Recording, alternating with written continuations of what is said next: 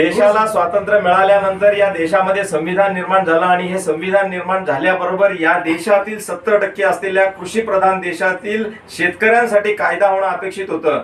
ते आजही झालेलं नाही. आज शेतकऱ्यांची वास्तविक परिस्थिती महात्मा फुलेंनी 150 वर्षापूर्वी जे वर्णन केलं होतं त्याच्यामध्ये अजिबात आजही काही फरक पडलेला असं वाटत नाही. आजही मोठ्या प्रमाणावर शेतकऱ्यांच्या आत्महत्या होत असतात.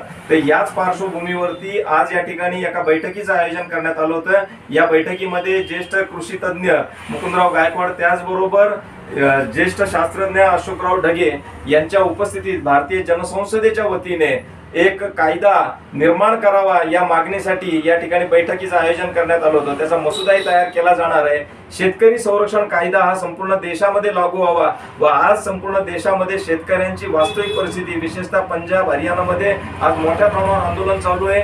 तीच परिस्थिती संपूर्ण देशामध्ये, महाराष्ट्रामध्ये सरासरी आत्महत्येचं जर प्रमाण पाहिलं की दर 3 तासाला एका शेतकऱ्याची आत्महत्या या महाराष्ट्रात होत असते. संपूर्ण जगाला अन्नधान्य पुरवणारा, संपूर्ण जगाचा पोशिंदा असलेला हा शेतकरी उपेक्षित राहिलेला आहे. या शेतकऱ्याच्या संदर्भात एक सुंदरसा कायदा या देशामध्ये निर्माण व्हावा यासाठी आज याचं ड्राफ्टिंग करण्याचं काम सुरू करण्यात आलेलं आहे आणि हा कायदा जनतेसमोर मांडून जनतेचा प्रचंड मोठा जनरेटा निर्माण करून आगामी सरकारला हा कायदा करण्यास भाग पाडणार आहोत.